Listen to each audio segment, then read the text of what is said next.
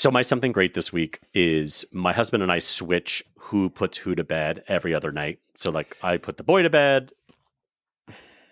Sorry. It's okay. Can you? Yes. Just send the thing, and I'll do it. And leave me alone for 5 minutes. Sorry about that. But this is real parenting, guys. Out there who's listening, we're trying to record, and your son's interrupting, and you're like, "Just leave me the fuck alone for 5 minutes." 5 minutes. I'm just asking for 5 minutes. And this is Gaytriarchs.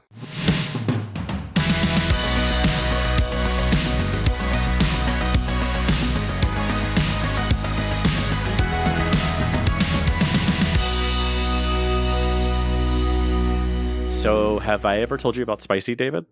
Oh, is this a physically spicy or a mentally spicy? Or so it's like, it's the version of me where I'm not angry, but I'm really fucking annoyed and I'm willing to do the dirty work. So Spicy David often comes out so we had a snow day that you mentioned last week on the podcast up here in the Northeast, and everything shut down. If you follow me on TikTok, you saw me, Spicy David posting on TikTok.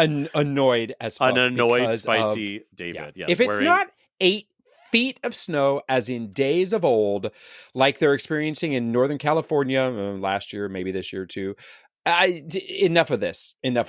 So I spoke about the culture of the Northeast and how for some reason now, if it rains a little bit or snows a little bit, everything's shut down. Well, anyway, my daycare, before the storm hit, knowing we were going to get only 6 inches, closed the following day. So we're going to close, everyone get over it. Right. Yet the building it's attached to, which is the YMCA, did not close or was not going to close. Right. And I was furious because not only does that mean I can't work, I've got the 2 kids home, but I'm just so annoyed. So then I get in an email fight with the daycare director. And now I'm spicy.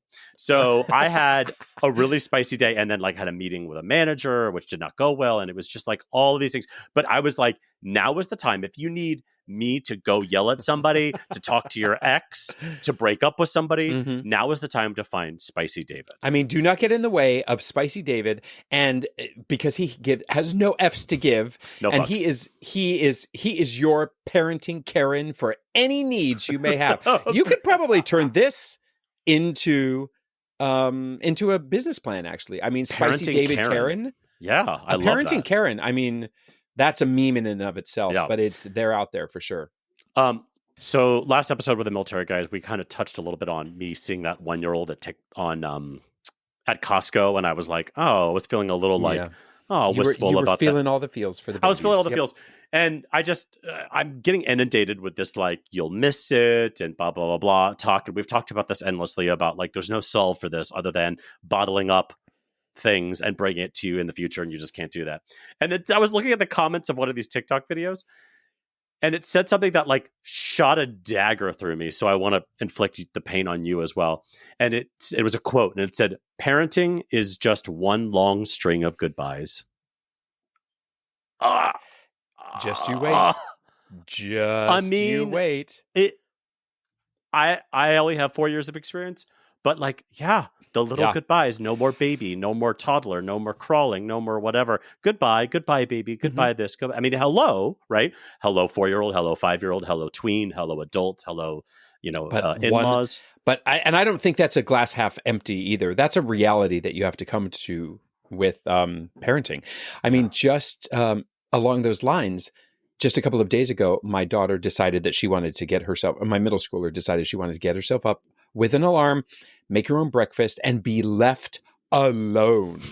And I was both like, oh, wait a minute. But what? But I wake you up. She reached over and touched my arm and said, Dad, you have to let me go.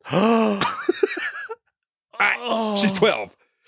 I cannot believe how you've set me up for my topic here. So for the entire world out there, for all maybe 3 of our listeners. But by the way, I do have to point out, this is episode 54, right?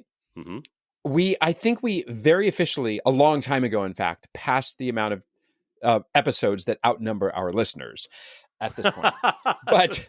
but for all of our 8 listeners or whatever listener out there, I feel like it's good for us to talk about ourselves once in a while, because after all, we are narcissists who started a podcast because we love to listen to ourselves, right? Yep. But I want everybody out there to know that a lot of the time, David and I don't talk offline because I always am like, wait, we got to keep the Save it content. for the show. Save it for the show. Save it for the show. So we do have an outline here that we're following, and David put that quote in, parenting is one long stream of goodbyes. And believe it or not, the next thing I was going to talk about was a year of lasts. So we are going further down this rabbit hole here. And we didn't plan this, but my fifth grader this is his last year of elementary school. And I absolutely feel like this is a year of lasts. Like, this is the last holiday party. This is the last Valentine's Day party, which obviously happened just a couple of weeks ago. And we also, we have held on to a tradition that he started, frankly, of celebrating the 100th day of school, which, as you'll come to see, is a big thing in like kindergarten, first, second grade, but not by fifth It's a big thing in daycare. They do the whole dressing old thing. Yeah. Right. Dressing old, right. No. So in kindergarten, he brought a cake. We baked a cake, a bougie-ass cake, because he wants to do it that way. And we put 100 candles in it. And we've been doing that for 6 years. No, 7 years even. And now, oh, hi. What are you doing? Bernie wants to call his mom. Okay. Can you hold on just a minute and give me my phone back, please? Fine. Great. Can you just give me 5 minutes? I'll call for you and you can have my phone, okay? See, this is the realities of parenting. Even when you're recording your podcast about gay parenting, your gay parent child walks in, demands your phone, and is annoyed and walks out of the room. Guys, this is it. Welcome to Parenting 101. Takes it. Yeah. Takes it without asking. What a dick. Anyway, point being, a cake, 100 candles, and I take a picture of him smiling with his little pink cake and his 100 candles, and I'm like, it's never going to happen again. And fifth grade is a serious year of lasts, and especially because he's your second kid and you're conceivably last. So, like, I feel like with your first kid, it was a little different because you had kind of a second chance to live through some of this. Yeah, and I did it way better. There's way better the second time. I improved enormously. Yeah. What are you going to improve on podcasting? Well, that seems like a good reason to talking about improvements. How about hacks that can improve your parenting skills? That was a really good transition. You want to talk about a hack, huh? Yes, dad hack of the week. So it is borderline child abuse, but it benefits the parents. So my daughter, I've said many times on this podcast, cries all the time. She cries, she cries, she cries. She just cries about everything. And it's not like she's sick or hurting or hungry or whatever. She's just perpetually annoyed at everything in the world. And so it really, really is starting to grate on us 2 years in. And what we have found is the only thing that really stops her from crying is confusing her and being like, hey, is the sky down or up? Or bringing her into another room and be like, are we going to have dinner in here? And just totally fucking her up as far as like blocking what she's thinking about or what she's doing. And then she stops crying, or she continues to cry. And I go, what are you crying about? And she's been removed from the location or the situation enough to kind of forget. And it's my favorite thing in the world is to ask my daughter, now that I've moved her into the other room and we're talking about babies, I go, well, why are you crying then? And she kind of goes, and you could see her kind of go, I don't really know why I'm crying. And I was like, oh, so you have to scramble your child's brain and mentally confuse them, and then they'll stop crying. That's David's dad hack of the week. Confusion. CPS. No. So anyway, that's my dad hack. What's yours?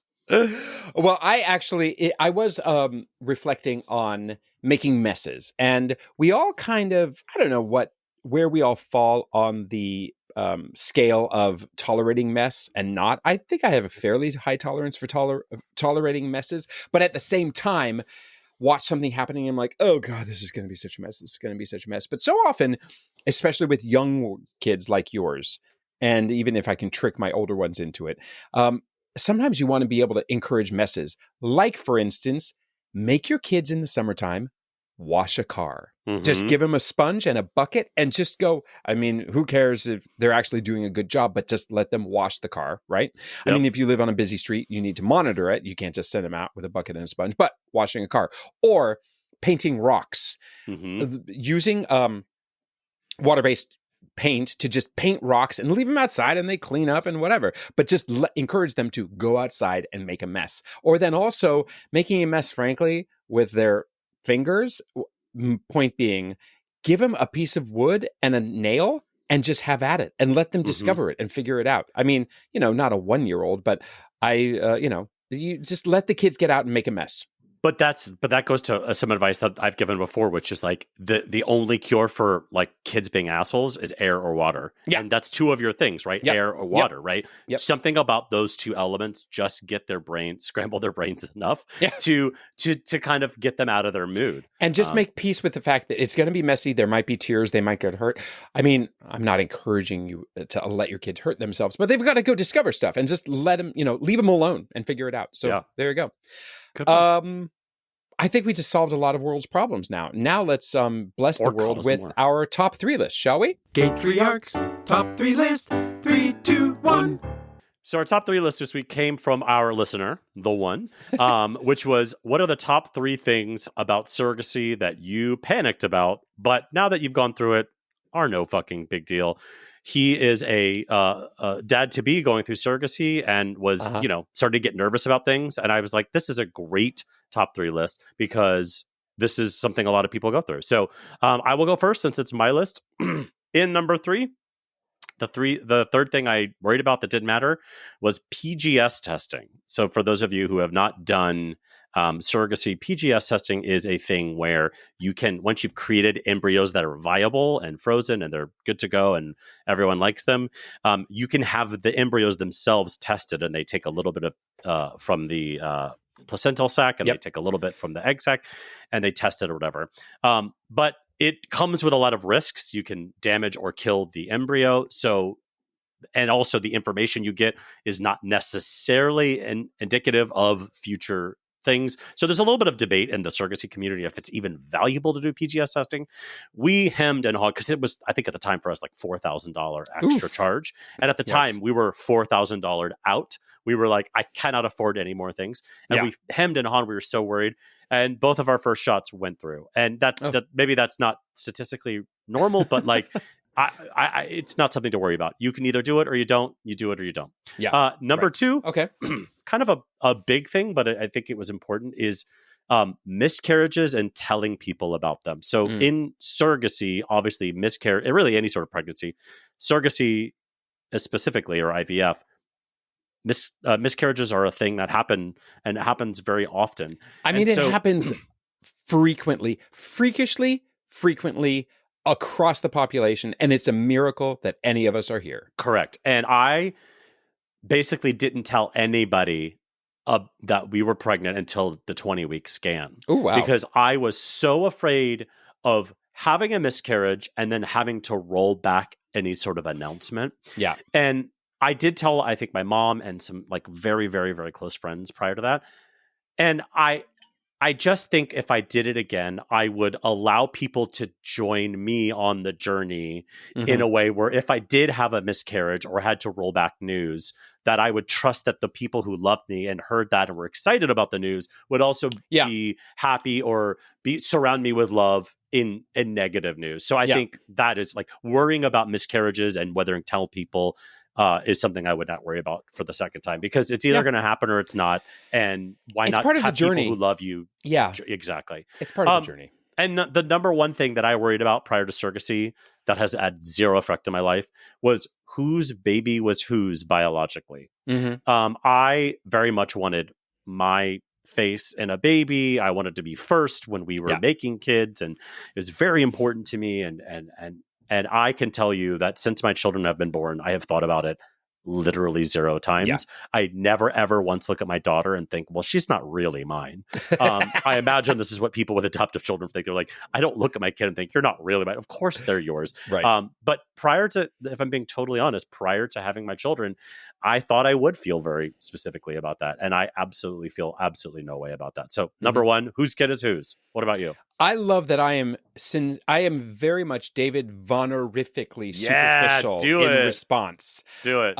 Number 3 for me, fevers. I was so afraid that I wouldn't recognize a fever. What if I screw it up? What if I can't recognize? What if my kid is not screaming because they got a fever? Oh, no. You know when there's a fever, so don't worry about it right now because you will know. Yeah. Number 2, schedules. I stressed about having everything on a schedule so badly, and guess what? There is no fucking sense. There is no schedule. You just have to roll with it. You can try all you want, but just don't stress about it ahead of time because everybody's just doing the best they can. But basically, schedules, fuck them because they don't exist.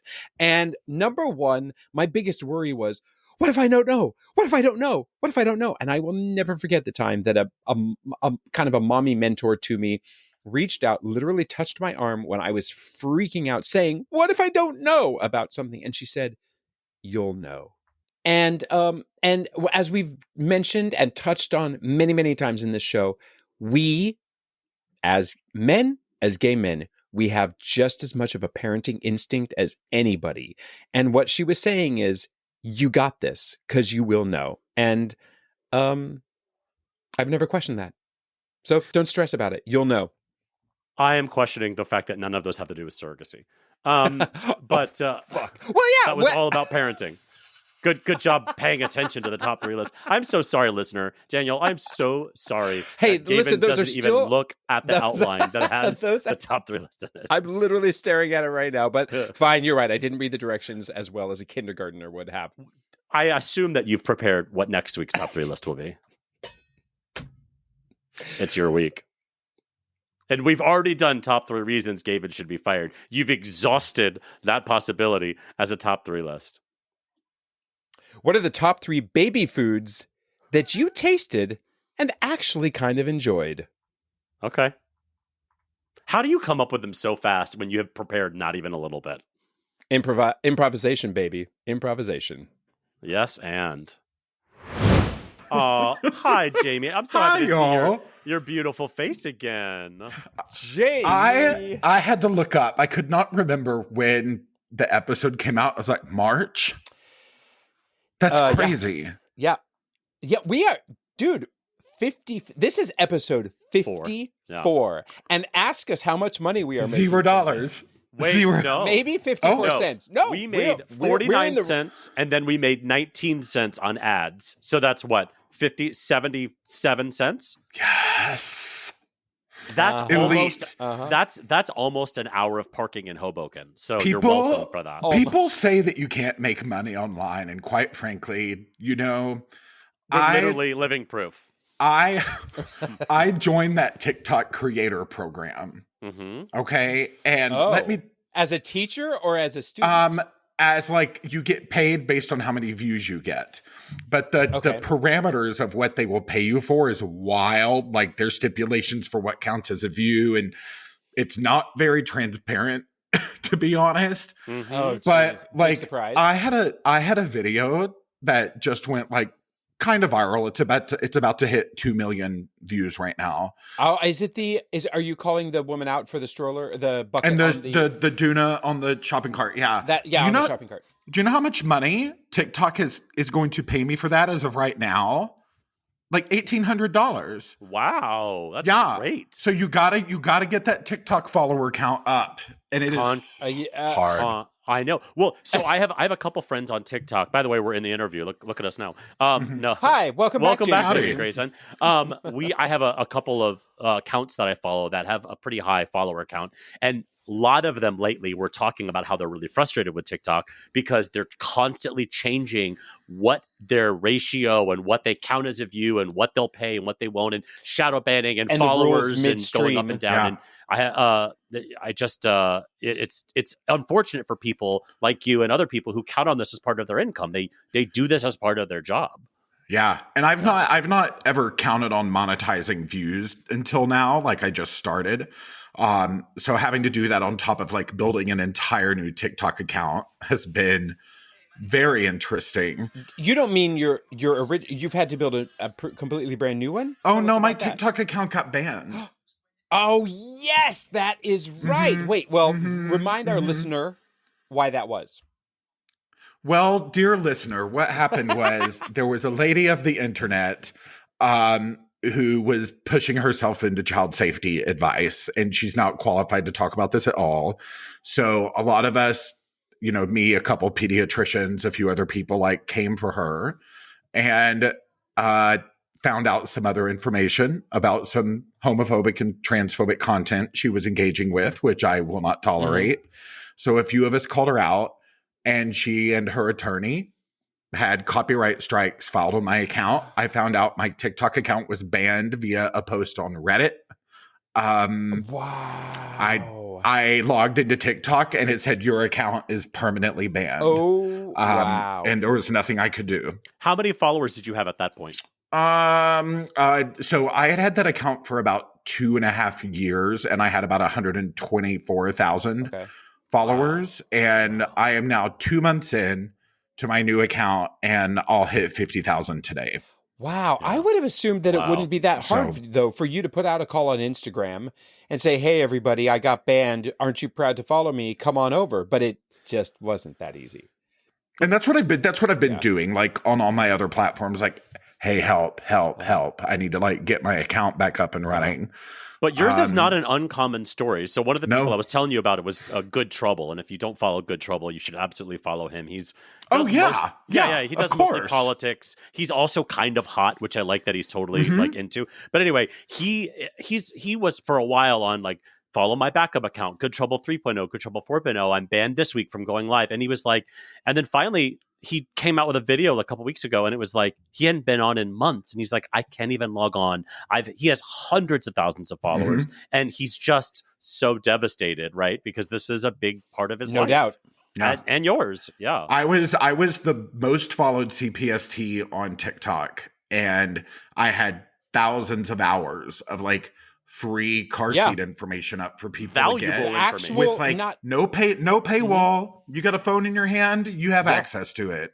So she had that all taken down. Damn. And it is very frustrating. And what is even wilder is I was connected to the head of global compliance at TikTok. And she is aware of everything that happened. But has she gone dark? And still nothing could happen. Wow. So I have to barge in here for a second to interrupt. For those of you, for the listener who's listening, who maybe hasn't been listening to us for very long, welcome Jamie Grayson to the podcast back. For the second time. You're our second repeat guest, but Jamie was guest number 4.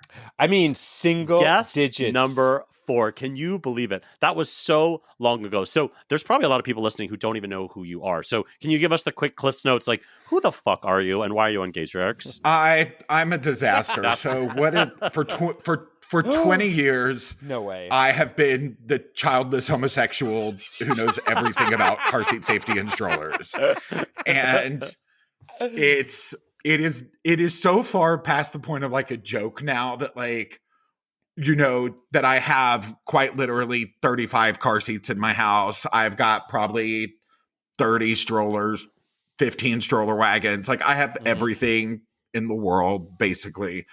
But I've been doing baby gear and safety seminars and articles and 20 years now. 20 years. Next year will be year 20. That is crazy to think in multiple decades. And you're either, and looking in your apartment, you're either a baby gear expert or a child predator, and somebody needs to call the police. I've been accused of all of it, quite frankly. And you know what? What a great little check in your box to have people hate you so much that they come for you. I feel like that's like, that they have to waste their time. Yeah, like, truly. If you really have nothing better to do than to like troll me on the internet, go with God. Well, that was one of the questions I was going to ask. Was actually, since the last time we checked in with you, obviously TikTok has been a complete headache for you, but how has your social media world changed over the last year other than being banned on TikTok? I mean, is your approach different? Have you had to recalculate your own algorithm? How's it changed?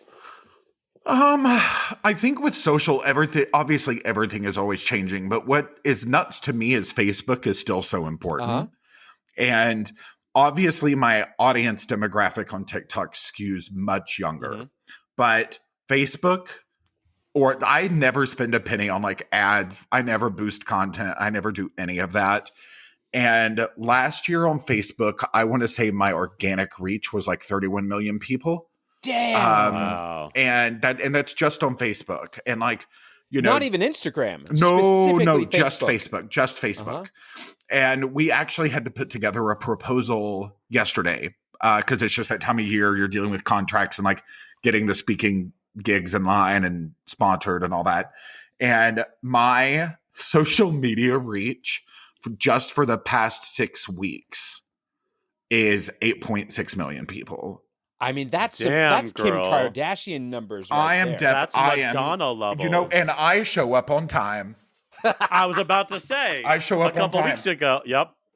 We had Tom Tracy saying he went to see Madonna at about 10 p.m. He checked his watch. He said, "Bitch, get on stage because your geriatric ass fans need to go to bed." Oh, I just listened. I still listen to all of your episodes, boys. I know you do, and you also comment more than anybody in any of our other past guests. So you're going to get a trophy. Yay.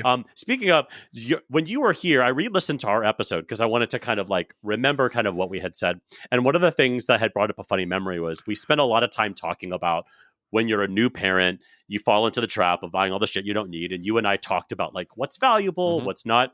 And now I have obviously 2 kids, and I did the opposite with the second kid where I was like, we're not buying anything. We're going to just like, we don't need it. Right. And my husband reminded me that not only did we totally embrace this, but we went to pick up our daughter when she was being born at the hospital and didn't even bring an outfit for her. So we went so far the other direction that we didn't even bring an outfit to bring her home. And now, luckily, of course, we're at the hospital. 75 people brought us all these clothes. It was a whole thing.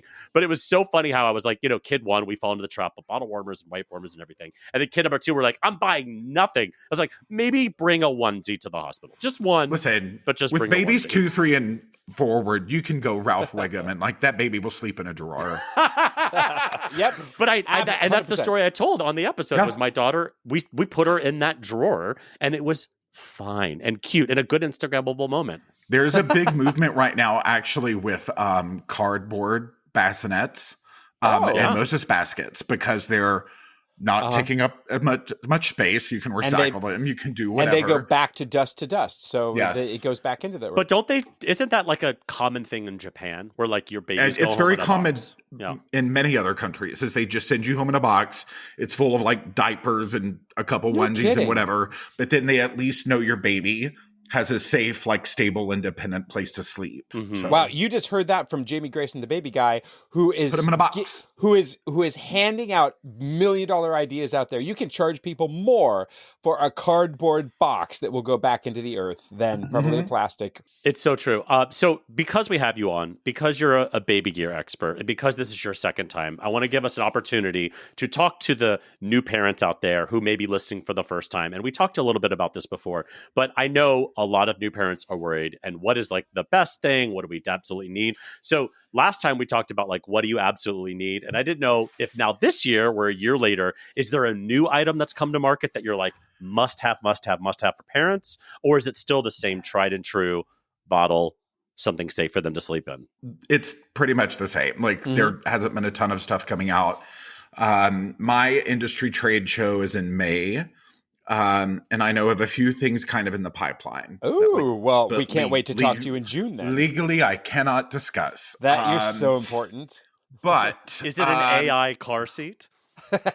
Well, speaking of car seats, what's wild right now is we are being inundated with marketing from this new car seat that is currently just hitting the market.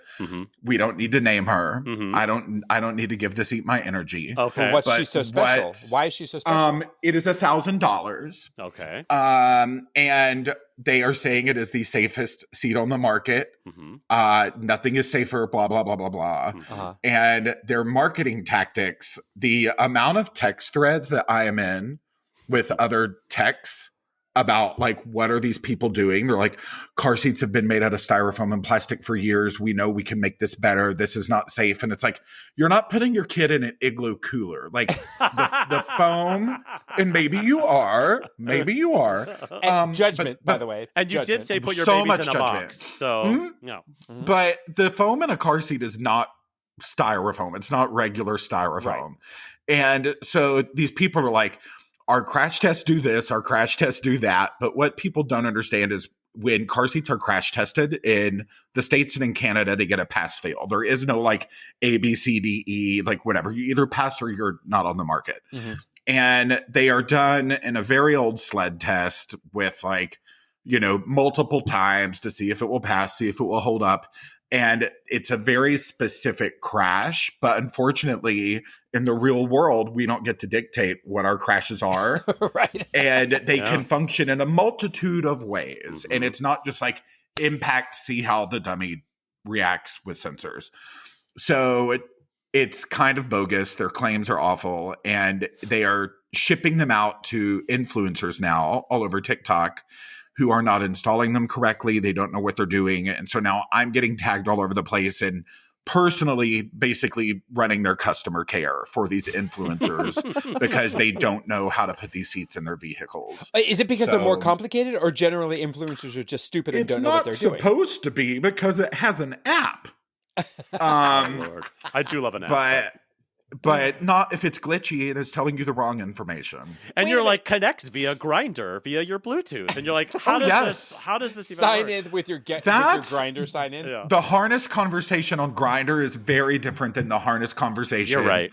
in the car seat community. You're right. You know what? It's funny. Bring them both. Yes. I don't know this company. I don't even know what you're talking about. But it almost sounds like some venture capital decided to have a marketing campaign and less of it's like not a new product. It's just a marketing campaign.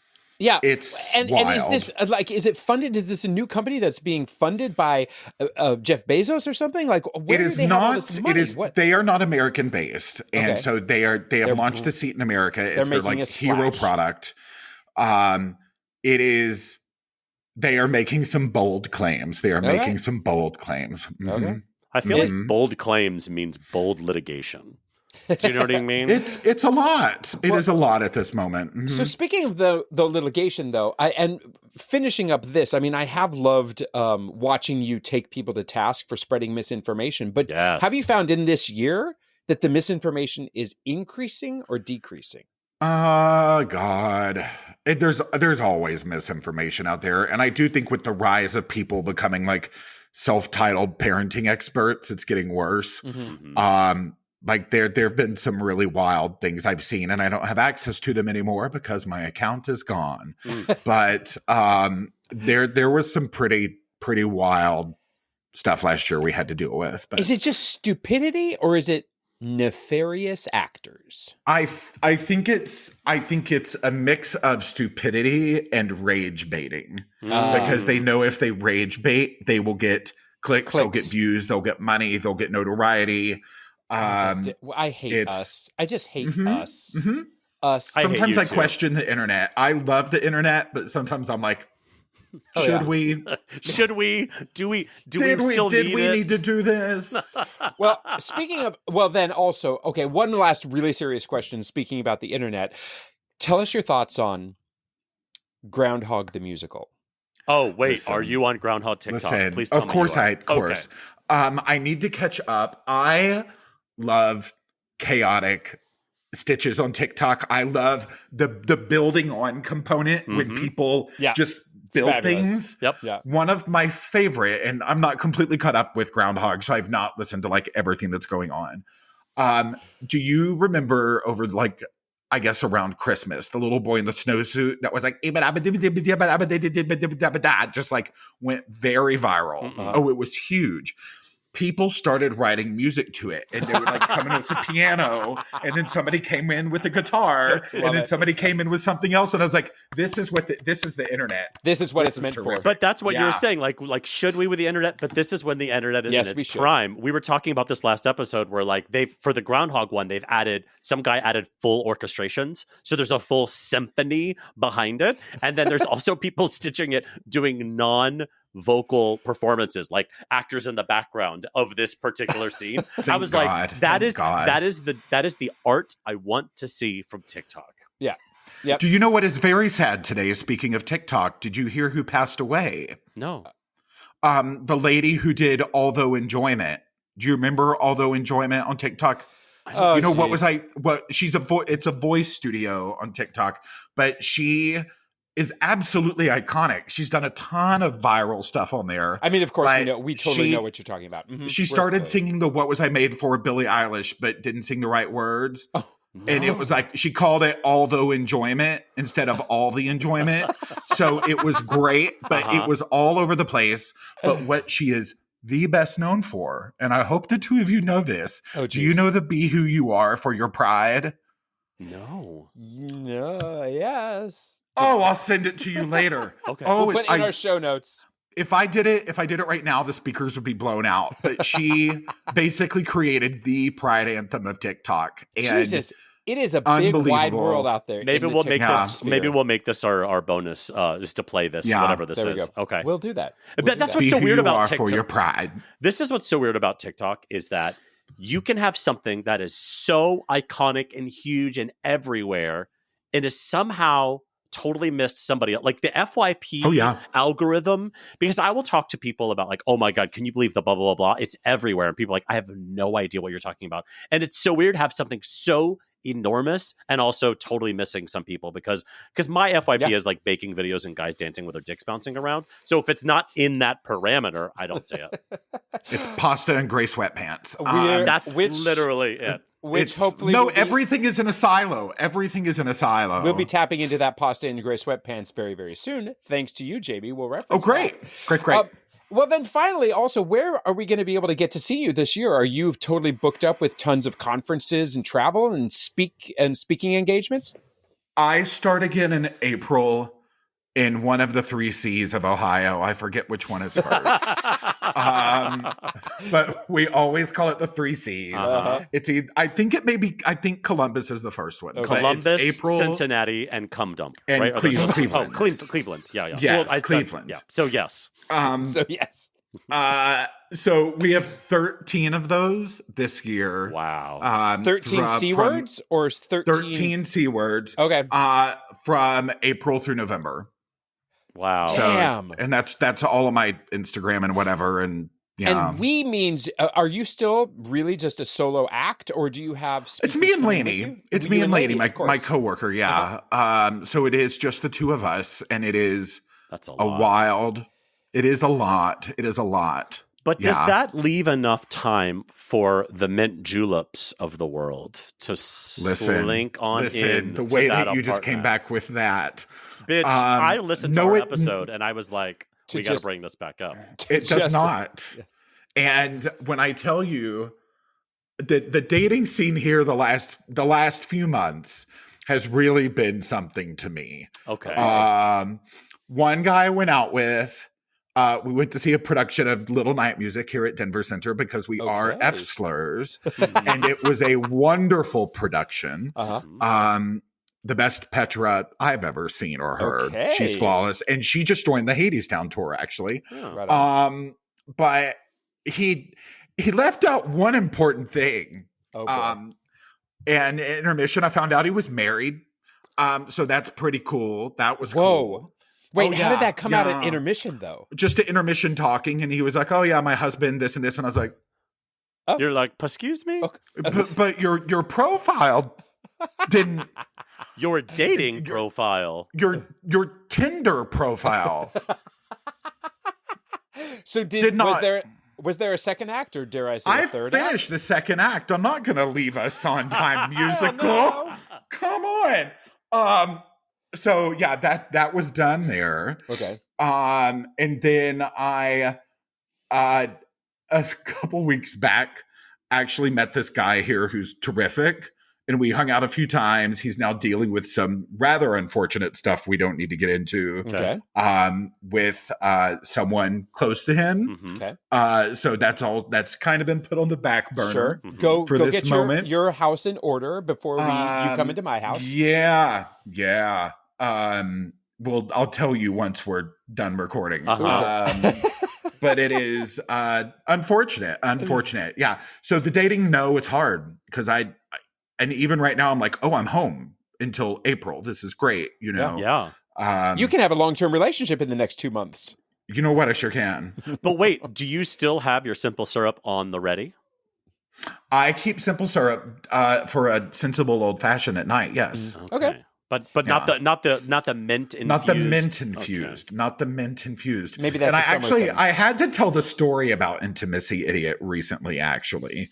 So I think it's very funny that you did bring that back. You brought it back. Well, everybody should revisit it back in episode 4 of Gaytriarchs. That is Episode crazy. 4. This is episode 54. So you're Look at that. I mean, look at us just growing and growing and growing. It's I will called Generations. It's truly. I will say that, like, for those of you, for the listener out there who has not listened to episode 4, I re-listened to it and I was guffawing. I was like so interested. You were such a great guest and you gave so much good information. We had a really long talk about the common kind of pitfalls of like what people buy for babies and what they should and shouldn't buy. And I think it's for those of you out there who are interested in that kind of baby stuff, please go back and listen to that episode because it was really, really good. Jamie is an insane wealth of knowledge. And then Gavin and I ruin it for our stupid little jokes. Truly. Yeah, but I'm also insane too. Yeah. No. I thought you were going to leave it at that. Clinical. But, Jamie is insane. Yes. Well, as evidenced by coming and demeaning himself by being on our stupid little show, thank you stupidest. Again, Jamie. Dumb. Y'all are dumb. Just so dumb. But we are obsessed with you, so thank you for coming back. Oh, y'all are fun. Thank you, Jamie. So my something great this week is my husband and I switch who puts who to bed. So one night I'll put the boy to bed, and then the next night I put the girl to bed, and we switch back and forth. And so when I'm upstairs, I can sometimes hear them downstairs and vice versa. The other night I was putting my daughter to bed, who goes to bed first, and I could hear downstairs my husband and my son just giggling and laughing, and I still don't know what they were doing, maybe tickling or doing silly voices or whatever, but there was just this pure guffaw joy 4-year-old cackling coming from downstairs. And it was one of those like beautiful, like this house has this sound in it thing that was just something great. That's it. There's nothing funny. That's it. I know you're like, and then there's dick pics, but like that was it. That like, there's nothing funny about that. It was something great, Gavin. My God, it was gratitude. Mm-hmm. All right, I'm stunned silent because of the gratitude factor for sure. And I was thinking, wow, we are super gratitudinal here, so you shouldn't give me any shit about this anymore because we are all about the gratitude. Yeah. Hey, listen, my gratitude is that I started the show earlier talking about how my daughter wanted to get up on her own and she wants to leave me aside. You know, I have to let her grow up. And then we got in the car as I drove her to the bus stop, and she said, you know, I think it's better when you get up with me. Oh, so that felt good. It was full circle. Wow, what a first circle moment for this podcast. That was lovely. And that's our show. If you have any comments, suggestions, or general compliments, you can email us at GaytriarchsPodcast@gmail.com. Or you can DM us on Instagram. We are at GaytriarchsPodcast. On the internet, David is at David FM Vaughn everywhere, and Gavin is at Gavin Lodge on nothing. Please leave us a glowing 5-star review wherever you get your podcasts. Thanks, and we'll wake up with you next time on another episode of Gaytriarchs.